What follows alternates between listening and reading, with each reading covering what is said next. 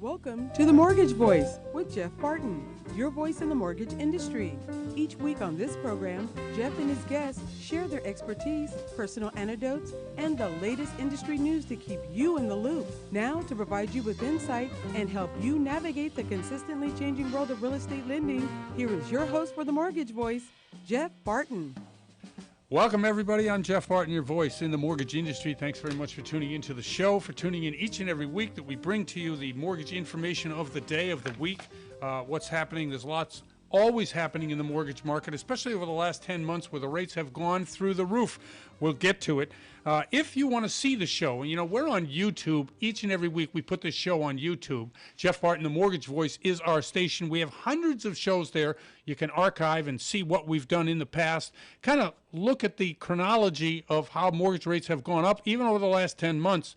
You can also go to our website, and that is themortgagevoice.com. These two places, themortgagevoice.com and YouTube, Jeff Barton, the Mortgage Voice, great places to see the show, see the guest, be able to look at, see what we've done this week and what's coming up next week. Sign up, say you like it, and we certainly will be gratified that you do that. Plus, once you do that on both of these platforms, we're able to get our message to more and more people, and that's really what we're trying to do, is get a message out about what's happening in the mortgage field, in the mortgage rates, and certainly in mortgage programs, and we'll bring you those kind of guests today. We usually bring 2 or 3 guests on the show that do that. Again, I'm Jeff Barton. This is the Mortgage Voice. Okay, so what is happening? This week we're going to get CPI numbers. By the time you hear this show, they will be out. We're looking at probably 7.9% to 8.1%, just a little bit under what the predictions are. Inflation is still pretty hot. We've just come through some elections, which really demonstrate that nobody knows what the heck is going on in politics other than there's side A and side B. It's kind of like the old days when we had 45s. Remember those days, Daryl? Oh, absolutely. I have a jukebox in the living room that plays 45s. It's funny. We were talking the other day, and there was my wife was telling me Taylor Swift had a release of a number of songs, right? I don't know whether they call them albums nowadays. What do they call them? I do.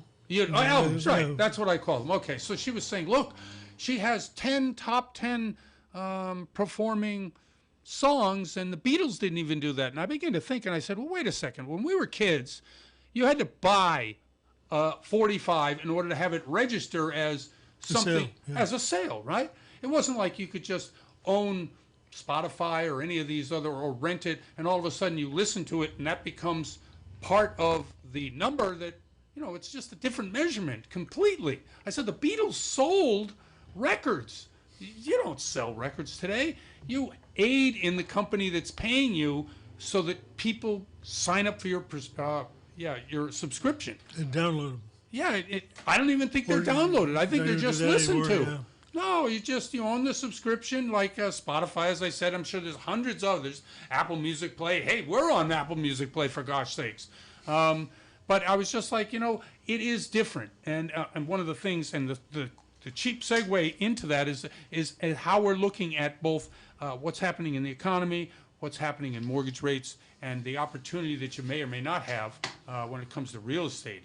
And so much of that has changed and will continue to change through this very strange time economically, where we see, on the one hand, it looks as if the economy's doing all right. We saw the GDP number for Q3 really up, whereas the previous 2 quarters it was down. So it looks like that was the shortest recession in history, right? If you call that, 2 quarters down an actual recession. But we also see inflation, as I said earlier, stubbornly high, won't seem to go down. The Fed keeps raising the short-term interest rates that they have for the member banks, which in turn causes rate hikes in your credit cards and your car loan and a number of other things. It's just a strange time for the economy. If you throw in the war, if you throw in COVID, which still, by the way, is killing people. I mean, I looked here, and I live in Los Angeles, for those people who are around the country listening to the show. Here, I think we had 400 plus deaths yesterday. It's just an astounding figure that just doesn't seem to go away. We've seen that particular fear obviously affect what's going on in China, which affects, of course, what the inflation is, because they make all the cheap stuff and they send it to us. And if their pipeline is down, that's why, because their COVID situation is lockdown central, which prevents us from actually getting products to our consumers in a cheap way, which keeps inflation the way it is. So given the inflation, given the war, given COVID, certainly home prices, the way they have apparently nosedived. Here, let me read you a couple things here. Okay, a couple things here. Let's see. Right, cancellation rates. Now, we talk about normal home sales when we talk about real estate. What's happening in the home sales? How many sales this month? How many sales last month? But most of the larger builders have contracts. The contracts are put in with a down payment, and then they go and build a house, right? Because they don't build on spec anymore. That went out back in, 05, 06, 07. They just stopped doing that. You have to go in, pick out a model, be able to put down a deposit, and then they give you a date by which they're going to build. Well, if people get out of those contracts, and there seems to be a lot more of them now than there were a year ago, that's what we're talking about, the cancellation rates. So I drew up a list of those cancellation rates, and this will really surprise you. And I don't think it necessarily has to do with the mortgage interest rates as much as it is fear about what's happening with the economy, fear about whether we're going to be in a recession in 23, which is, by the way, predicted by a lot of different people. Whether it's mild, whether it's not mild is a completely different thing. But let's talk about these home builders. You know them, right? D.R. Horton, Lennar, Pulte, KB Homes, Toll Brothers. These are all big home builders. So in 21, D.R. Horton, their particular cancellation rate on new homes once you're in contract was 17%. That sounds pretty high to me, right? In 2021. Well, this year, Q3 2022, it's 32%. So 1/3 of all the contracts that D.R. Horton is getting, now they've already started to build that particular home, people have canceled on them. Now, they may lose their deposit, but they're canceling, and those deposits aren't that much. $5,000, $10,000. Now, that may seem a lot to you if you're sitting there with nothing, but if you consider most average price in the U.S. of a home is probably anywhere from $175,000 to $275,000. $10,000 isn't that much. Okay, let's look at Lennar Group. There is no particular information on Lennar, but I bet you the reason there's no information on Lennar is because they too are seeing high cancellation rates. Pulte Group, 9% in 21, and in Q3 22, it's 15%. Let's see, KB Home was 10% last year, and Q3 of 22, 35%. You can see where these numbers are headed, right? We have got just amazing cancellations of new homes. I'll just give you one more. Toll Brothers was 4.6% in 21. In 2022, third quarter, 13%. That's a threefold increase in the amount of cancellation on orders.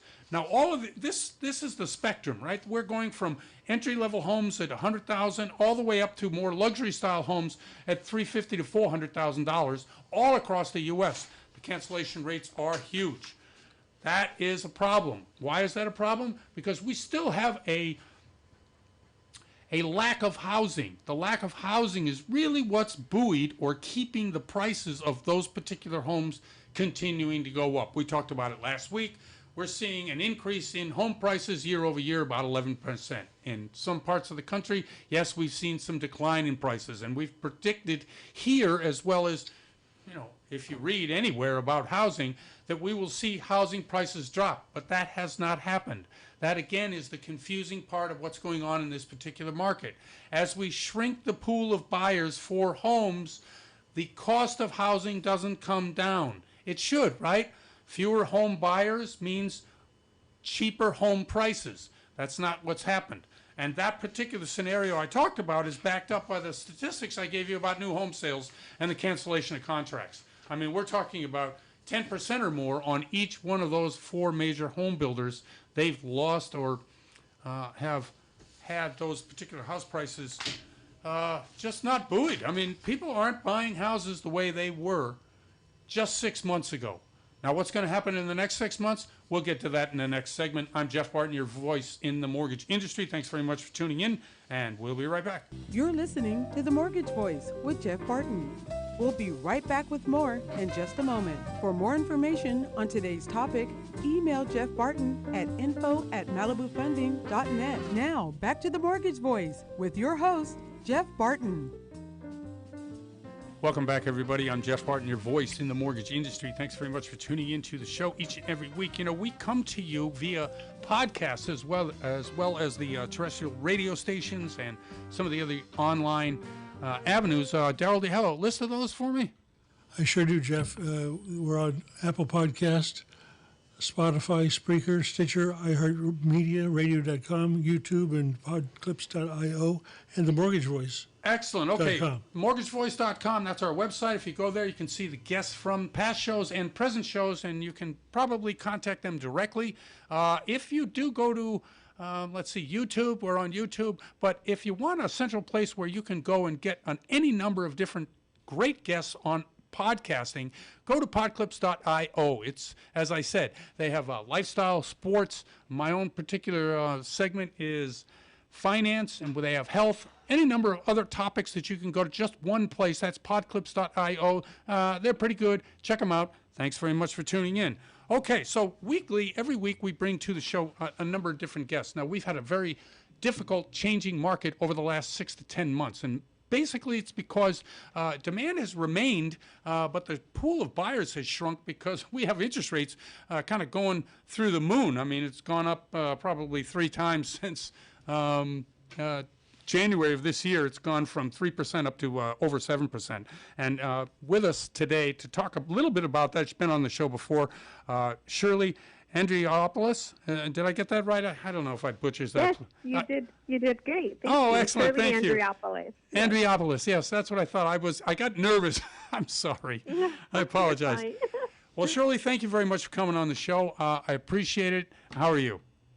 I'm great. Thank you, Jeff, for having me again. Okay. I appreciate it. Sure, absolutely, and I appreciate you coming on the show. You know, it's a struggle out there for some real estate agents just because they just don't know. They've not been through this before.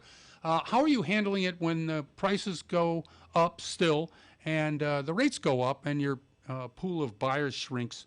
What are you saying to your particular clients? Well, right now, clients are the ones that are the market are aware of what's happening, and so they're not shocked. They're just kind of wondering why this is happening, because majority of the buyers assumed what was going on through COVID was just a normal 2% interest, 2.5%, 3%. Yep. But being in the business for over 25 years, in 2018 and towards the beginning of 2019, I remember interest rates being between 5 and 6%. Right. So that was the norm. So it's just about educating the client and letting them know that there are programs out there. And I've worked with, your colleague, Bill Orr, immensely with trying to get the right programs for each buyer. First of all, what I do is I run the numbers and we run the numbers together to make sure that are they still in the qualification arena? Are they still able to purchase a home? And what price point is it at? And what's great, too, is with the interest rates rising, that's not the great part. But what's good is homes are no longer being sold $200,000 or $150,000 over asking. So the prices are remaining. Some sellers, depending on their urgency to sell, because people sell for many reasons. One being a life change, a career change, or certain type of change that they can't control.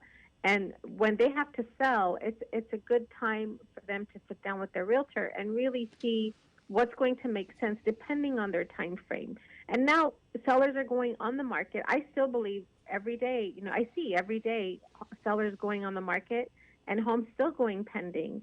So it depends on the situation of why they have to sell and if they're educated enough and if their urgency is enough for them to sell it at the right price. So homes are not going down in value. They're just going on the market at the right price and selling what they're being listed for, not 50, 60, or 100,000 over asking anymore. Now, when you're okay, do you represent buyers or sellers more? I do both. I'm more of a selling or a listing agent, so I represent sellers Okay. as well. But buyers, I'm a veteran specialist, so I work with veterans quite often. And I'm also a senior certified real estate expert. Okay, So I excellent. work with seniors as well. So your expertise among all these buyer and seller groups, what do you find that is the biggest hang up with a particular group? Like, let's say for seniors, or let's say it's for veterans, as you say. What, are they different? I mean, are veterans looking for a certain type of property because they can afford it with 100% financing? Are they looking as a senior to like sell the house, keep the equity, or are they looking to flip it into something that can be an investment property and give them some kind of residual income? What are you seeing in the market today? So with veterans, there's only a limitation with veterans because a lot of LA County properties and also Ventura County and Orange County, veterans cannot purchase condos easily. So because it has to be VA approved condo complex. Now, in the past, a year ago, complexes and homeowner associations did not take the time to get on that approval list. But now, being a slower market and the demand for more sales to happen within condo complexes are actually opening up a door for HOA or homeowner associations to go in and get themselves on a list for being VA and FHA approved at the same time. Now, they used to do those spot approvals. Are they still doing those as well? It does. It's not on the spot, but it's much more hands-on, and it takes about it can be anywhere from I think a week to 4 weeks. The last one I did took 4 weeks to be approved, but that's an option for VA. And honestly, veterans are so grateful to be able to get into a home. They're the less pickier client, honestly, like that I've worked with. I think what's really hard right now is the group that the first-time buyer who was interested in purchasing in 2020 through 2022 here and just couldn't get in because the competition was so fierce. Oh, yeah. They're the ones that have pulled the reins back and said, okay, we're not buying anymore. They're freaking out over the interest rate, but they weren't freaking out so much about going in at $40,000 over asking, which was kind of crazy to begin with. Yeah, I agree. I think I'm sorry, I didn't mean to cut you off. Go ahead. No, you're fine. Okay. No, I think what's great is that the purchase price is exactly, if you go in with the purchase price as what was listed, you're going to more than likely get in. There's less competition for buyers now. There's still a lot of inventory, and in fact, some sellers are being educated on providing credits for closing costs or buy downs or repairs. So there's a lot more power on the buyer end to go in and purchase a home, even if the interest rate is high. Everyone's saying this now, but I've always said it: marry the home and date the rate. That's very funny. One thing about that rate, too, you know about the 2-1 buy down. How are you convincing sellers that they're to come to the table with money in order to have the borrower be able to afford the house? Well, I'm letting them know, the percentage of buyers on the market are hesitant, large percentage, because of the interest rate. So this is something I talk to them before they even get the property on the market. So it's not a discussion we have after it's been on the market for 30 days. It's something that we discuss while at the initial presentation and consultation with my sellers. So I put all the deck of cards on the table for them and let them know which way the offers can go. Hey, that was the quickest 10 minutes ever. Thank you really good. Could you shout out a way by which people can get in touch with you, especially if they need a terrific real estate agent? Let people know exactly where you do your business. Thank you. Yes, sure. I work throughout LA County, Ventura County, and Orange County. My name is Shirley Andriopoulos, and my email is realestateShirley, and Shirley is SHIRLEY @gmail, and my direct cell phone number is 818-398-2757. Shirley, thank you very much for coming on the show. I really appreciate it as always, and we'll do it again soon. Thank you very much. Thank you, guys. Have a great day. Thank you. And I'm Jeff Barton, your voice in the mortgage industry. We'll be right back. You're listening to The Mortgage Voice with Jeff Barton. We'll be right back with more in just a moment. For more information on today's topic, email Jeff Barton at info@malibufunding.net. Now, back to The Mortgage Voice with your host, Jeff Barton.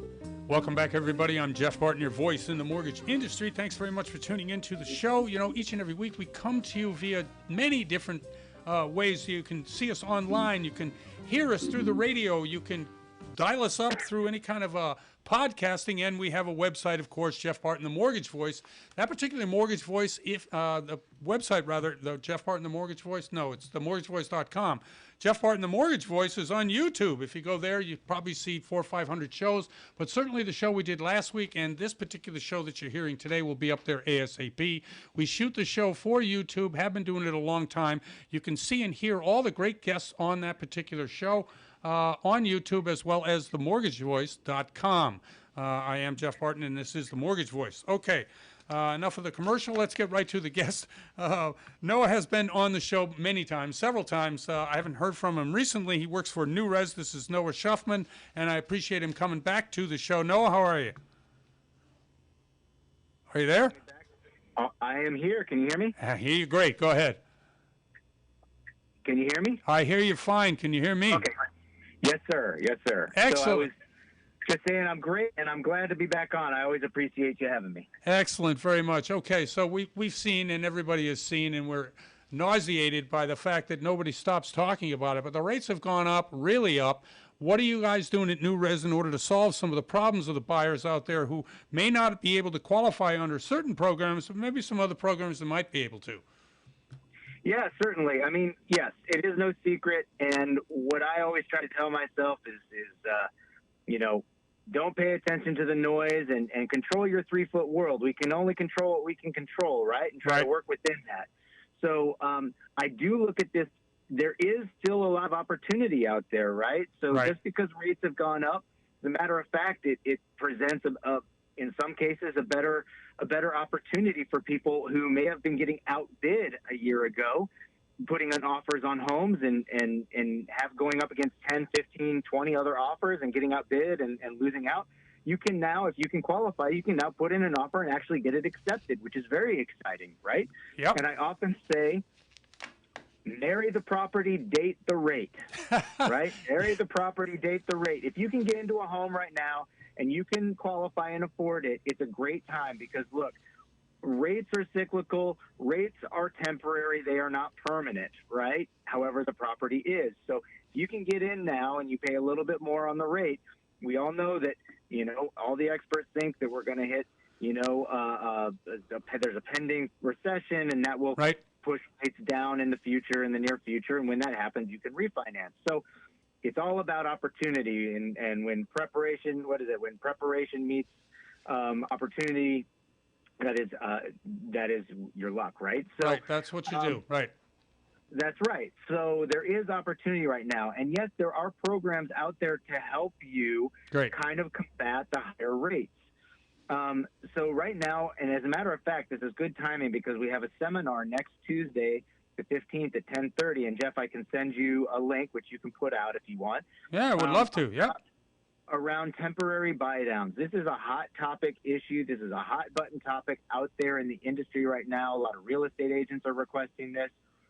So this is an opportunity. A temporary rate buy down is where you take, right now it's with a seller credit. So if you're purchasing a property and rather than reducing the price on a property, sellers are offering credits towards closing costs to borrowers.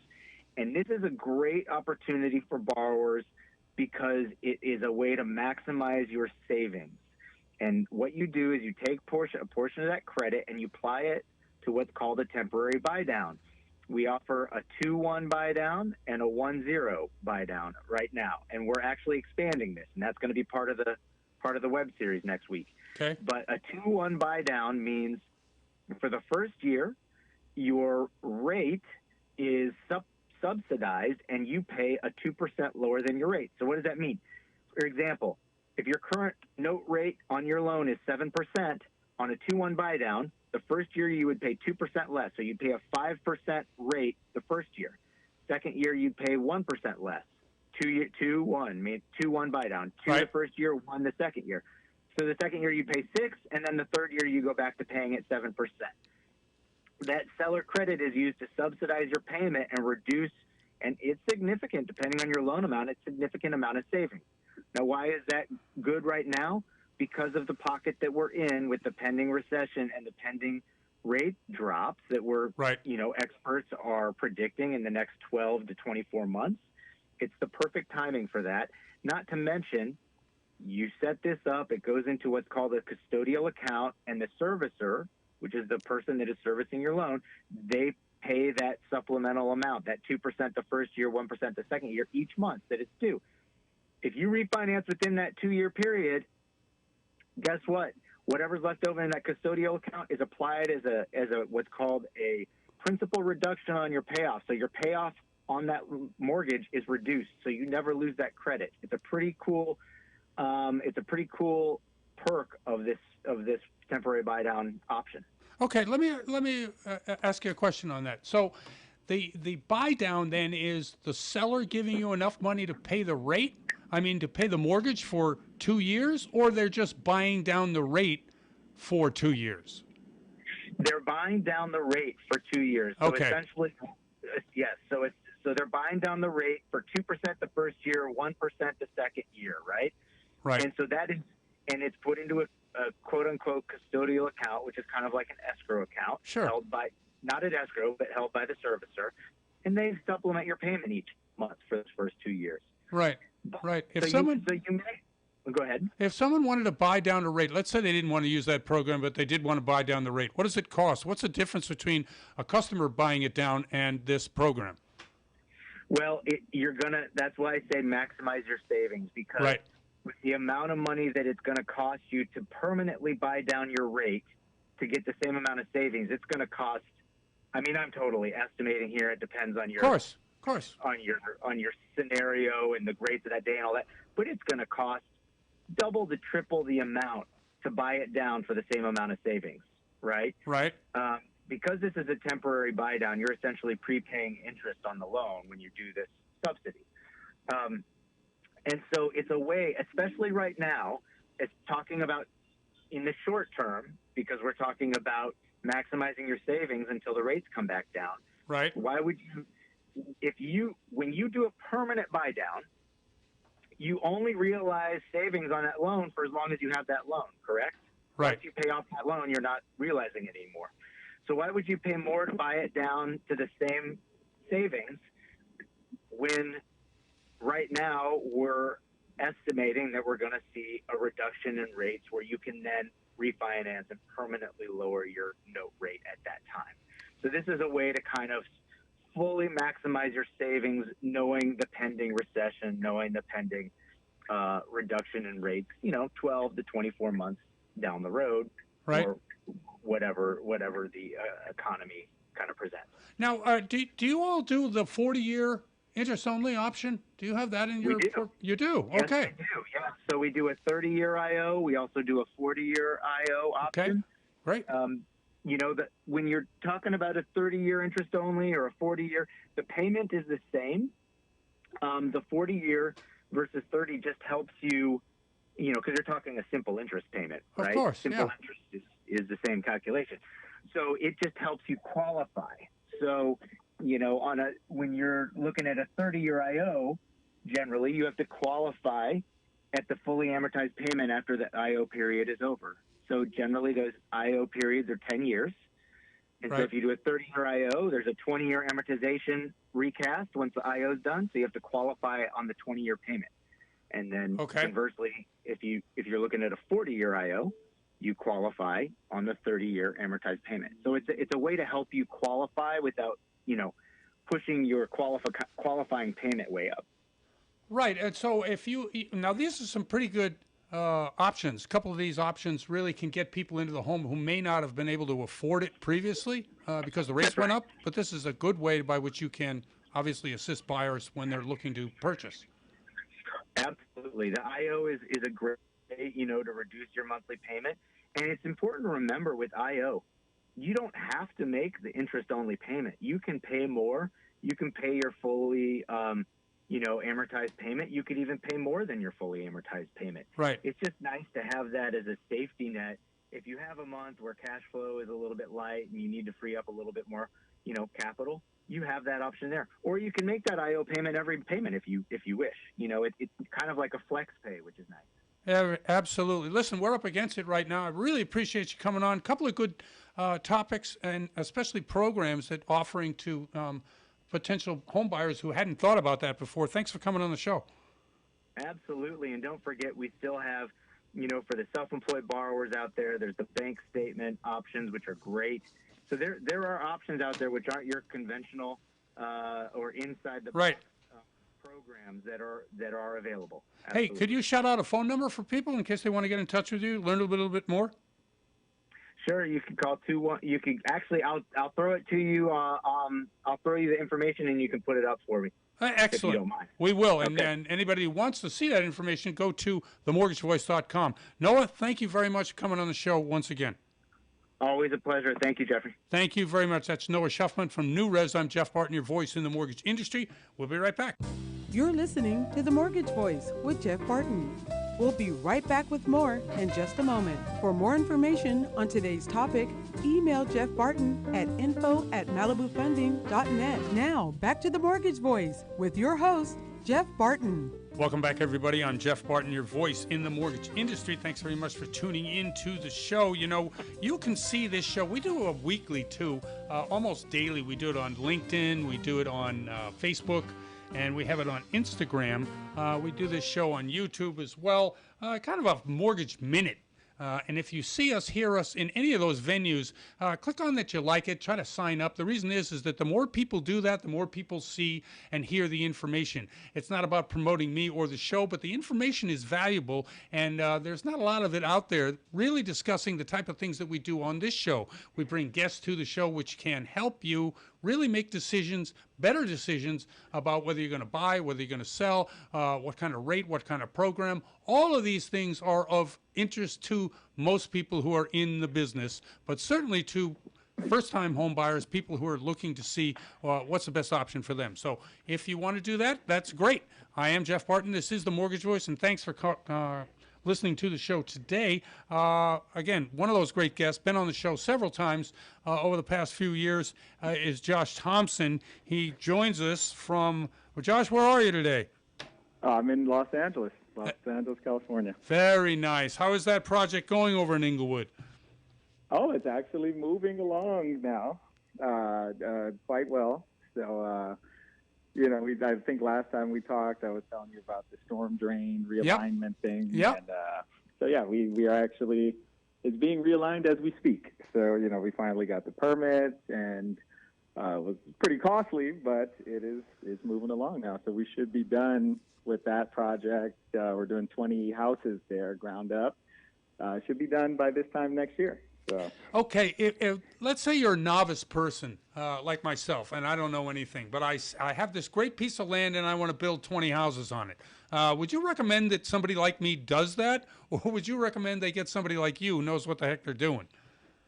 Oh, yeah, I would definitely get someone that kind of knows the ins and outs of it because, being a novice person dealing with that, there's so much unforeseen stuff that can come up that you are not aware of if you haven't done it before. And it's kind of good to have someone kind of guide you through it that's been through the rodeo a few times. Yep. And, can let you know at least what to expect. Because when you know what to expect, that can kind of, make you decide as to whether or not it is actually worthwhile. So. On this particular project, did you ever think about just engineering it and then rolling it to a builder, or are you going to do, everything from soup to nuts? You like that process better? There's more money in the doing everything from soup to nuts process, obviously. Right. But yeah, we did think of doing it that way at a point. Honestly, it got to a point where, we were just trying to find funding. This was kind of during the pandemic when that whole thing started. Yeah. And construction funds looked like they were kind of drying up, and they kind of are now too for this time. But yep. Amazing. But so we did think about doing it that way. But I am definitely glad we didn't. Once you take something through, the entitlement process. Yep. I mean, the entitlement process is almost more arduous than the building process. Of course, So, of course. It's not, it's better to kind of see it through once you already get it permitted. But there are a lot of guys that that's their business model. They just go through and get things entitled, and they sell them for a profit, and they make really good money doing that as well. So. It's interesting. Now, in a market like this where we've seen interest rates go up on single-family homes just amazingly over the last 10 months, and we also see, obviously, the cost of housing continue to go up, what do you see as the opportunity in housing and building houses in general? If you were to start in this market today, what would you say to somebody who was about to do that? Is this a good time to start? Is this a good opportunity market? What are you thinking? I think it depends on the market that you're in, because right. kind of, everywhere nationwide, every market is different. So I would, kind of really study the market that you're looking to get into. But I mean, if you look at home builders, like the big builders right. out there, if you look at the number of permits that have been pulled in the last quarter and the last 2 quarters, they are down significantly. Yep. So, when the big builders are not moving forward with projects, that's kind of an indication that, maybe right now is not the best time. Now, if you want to just get started in something and buy a lot and start the planning and all that stuff, I would say now is a great time to do that. Building costs were insanely high, right. During towards the end of the pandemic, and yep. are still high now, but lumber has come down. Lumber has come down, right. Yeah, and even steel has come down, and so it's getting better. So if you started to kind of plan something out now and you'd be ready in a year or 2, I don't have a crystal ball, but I do think it would be a better time to start building. Once this inflation situation is under control, and it looks like it's headed in that direction. So yeah, I agree. I think when I talk to people about housing prices, they'll go, "Oh, I just want to buy a piece of land and build it myself," because they're thinking, "Hey, look, I look up what costs of homes are. I could build it for whatever the money is, but it's a lot cheaper than trying to go out there and compete in the housing world." I often caution them because they're, like you say, there's so much to it and so much you don't know that the learning curve is like going to college for 4 years, and it probably will take you, if you don't know what you're doing, 4 years to get the entitlements, if then. But that is true. But I'm doing that. I just closed a construction loan to build my dream primary house? Residence. Nice. Huh? Is that out in the desert? Is that where you're doing it? Yeah, out in the desert. Nice. Yeah. So I would say this: the guys that I work with out in the desert, mm-hmm. they are very good and a lot of their clients are novice people, and they're very trustworthy and they get things done on time. And with people like that, yes, you can do it, and there's a lot of good financing for that too. I was able to borrow most of the cost to build the property. You know what I mean? To do that, and it's at a conventional kind of interest rate as well. So that's very good. Usually you have to have about 30-40% into the property before anybody's going to lend on it. But you're saying are they lending on the finished product, or are they lending on? Yeah, they're lending on the finished value. Yeah, wow. Yeah. It's one of the banks that Malibu works with. So it's yep. It's Flagstar Bank actually. Oh yeah, they have a pretty good building program. I know. I've done some business with them years and years ago. Yeah. So yeah, it's a pretty good one, but there's others like it. But yes, they're lending on the future value of the completed home. So mine came in at 1.2, and I was able to borrow $960. My construction cost was around $850 or so, and then I had a loan on the land as well that was about $120 something outstanding balance. So I covered mm-hmm. most of it, and not too bad.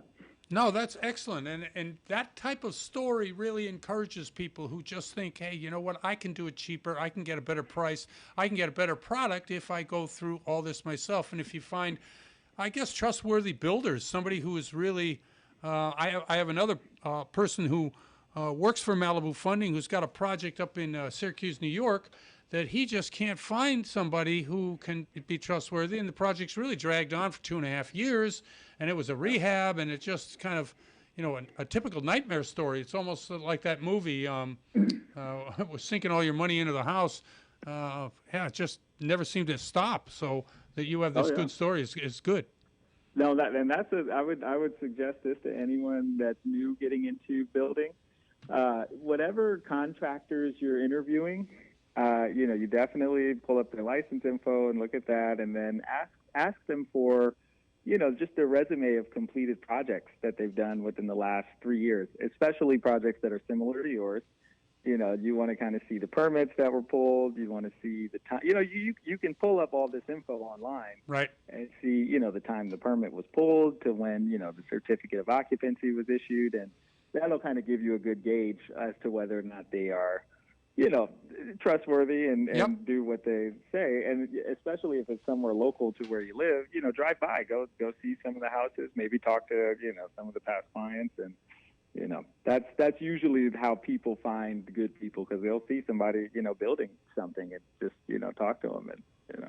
Excellent. Hey, Josh, we're up against it. Could you shout out a way by which somebody who's listening to the show thinking, hey, I can do that, but I need a little guidance. Maybe they can give you a call. Shout out your phone number, if you would. Yeah. My phone number is 323-945-5694. And, give me a call anytime, anyone. Excellent. Josh, thanks very much for coming on the show once again. Great talk, and especially about this type of, in this environment, this is a pretty good avenue for some people. Yeah, exactly. I agree. Thanks, Josh. Thanks for coming on. Mm-hmm. I'm Jeff Barton, your voice in the mortgage industry. That's Josh Thompson. He works for Malibu Funding, and we'll be right back. You're listening to The Mortgage Voice with Jeff Barton. We'll be right back with more in just a moment. For more information on today's topic, email Jeff Barton at info@malibufunding.net. Now, back to The Mortgage Voice with your host, Jeff Barton. Welcome back, everybody. I'm Jeff Barton, your voice in the mortgage industry. Having a bit of a laugh here. I am Jeff Barton, as I said. Counting to two.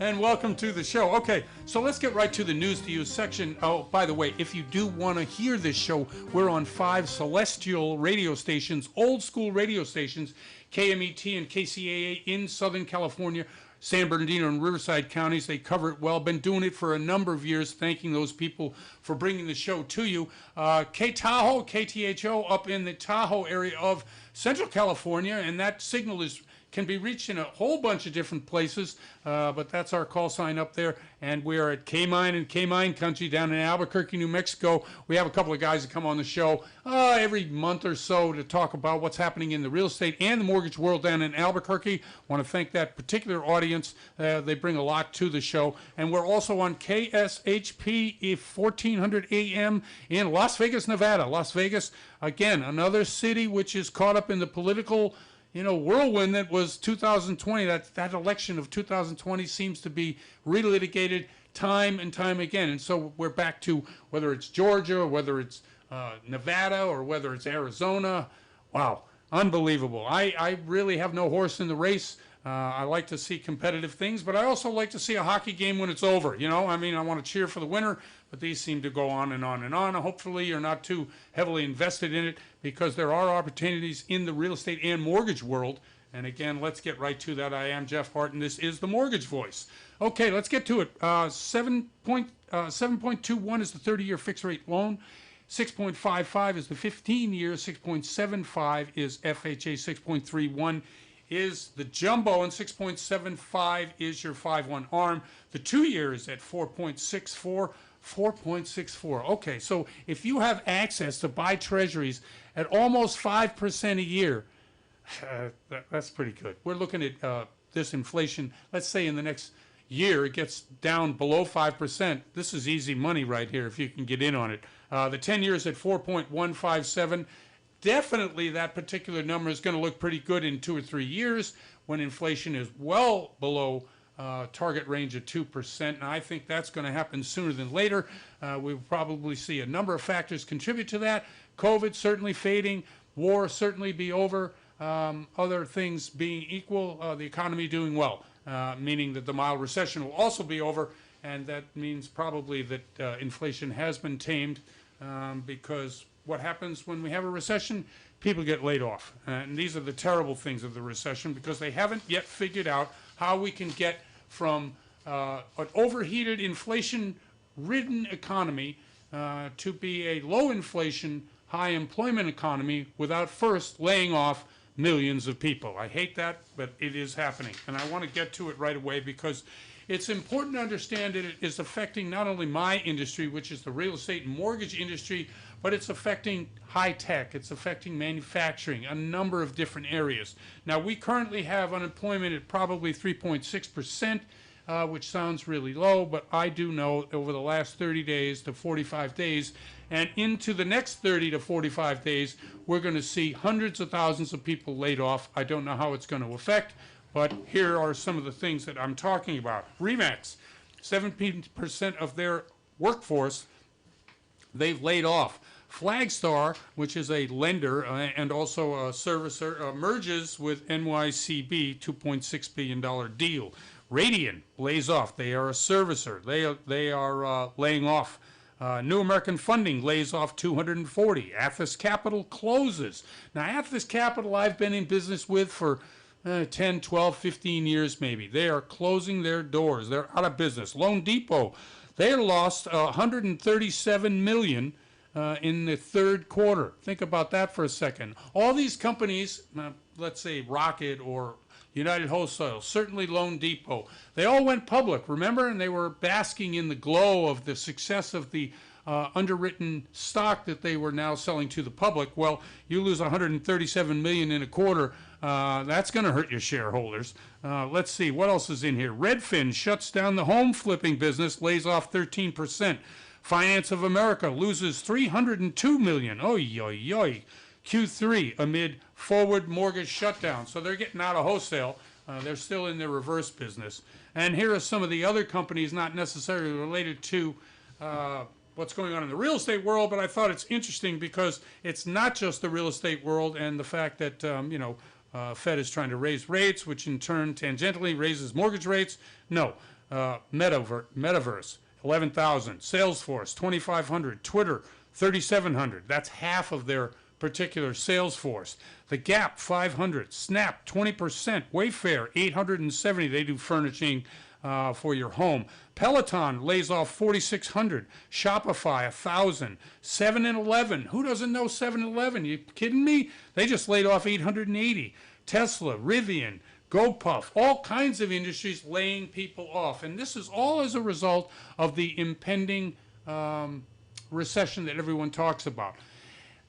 I think I've been warning or saying to people, by Christmas, you will see a lot of pink slips out there because that's just how corporate America does it. My own company, I've had to lay some people off. Why? Because obviously there's not enough loans out there to scratch your nose, and so let alone be able to afford salaries the way we've been doing it. So all of this, what does this mean for you? Is there an opportunity because people are going to be out of work and maybe foreclosures happen? Baggers out there are looking at that right now thinking, hey, there's an opportunity. Yeah, if you can get by Jeff Bezos' company and some of these other companies that swoop in and buy everything bulk, that's the problem with a lot of this turmoil is that usually you see a kind of